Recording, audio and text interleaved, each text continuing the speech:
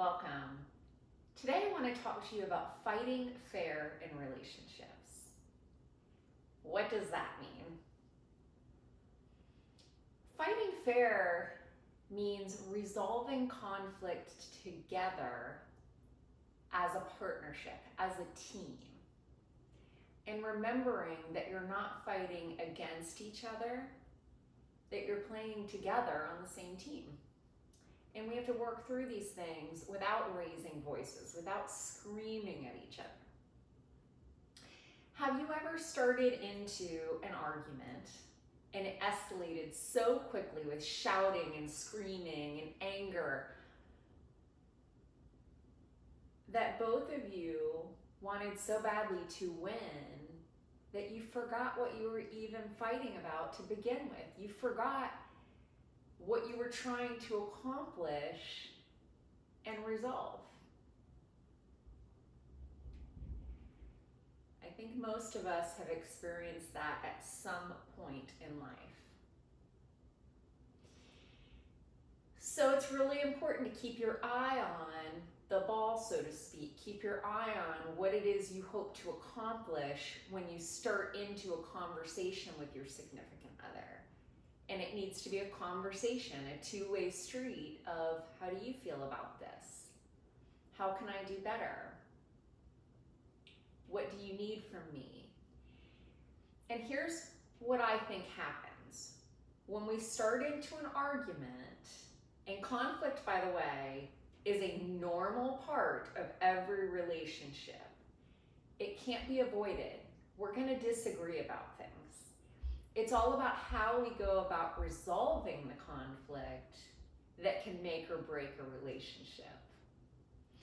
And the successful relationships know how to resolve conflict peacefully and respectfully. The respect is the key. And so when there's closed body language and rolling of the eyes and slamming of the doors, that's signs of contempt, anger, resentment. And we want to resolve the conflict without those things. So here's what I think happens. When the arms are crossed, the eyes are rolling, the doors are slamming, that's the masculine energy taking over, whether it's in the man or the woman. It's displaced masculine energy. So you can go back and watch my video about masculine and feminine energy in my relationship series. It was the first video in the relationship series. And find a balance and harmony to your masculine and feminine energy, because when there's too much masculine energy, it causes insecurity in the other person. So then the fears creep in. Then we start to feel unsafe with our significant other. So then we trigger the other person. Then the other person might start screaming or slamming doors or whatever. And it's very difficult, if not impossible, to have a logical conversation. When we put our significant other in a safe place, when we put them at ease, it becomes much easier to have a discussion and find a logical conclusion and resolution to the conflict. This is the person that we love. We don't want to scare them. We don't want to make them angry. We don't want to make them feel resentful or hurt, right? So we have to keep that in the back of our minds at all times. So if you need a timeout, tell your partner. Say, I'm in a heightened state of emotion. And when we are in a heightened state of emotion, by the way, we cannot think logically because our thoughts are distorted. So explain that to your partner and say, I just need a timeout. When I've regulated my emotions, then we can come back and have a logical conversation, because I want to talk to you. I just can't do it right now because my emotions are out of whack. Hopefully your partner will understand and respect that. Maybe you can have a conversation sometime while your emotions are regulated before you are in a state of fight or flight, so that when you do get dysregulated, and we all do from time to time, no matter how high our emotional intelligence is, we get triggered. This is life. And so if your partner knows to expect this conversation, it'll be much easier to navigate it. So that's my tip for the day on fighting fair. I hope it helps you, because the grass is not greener on the other side, ladies and gentlemen. You know, this is your partner. Work through the difficult times and it will make you a stronger couple. Believe it or not, these little arguments, the conflicts, when you resolve them together as a team, it makes you a stronger partnership.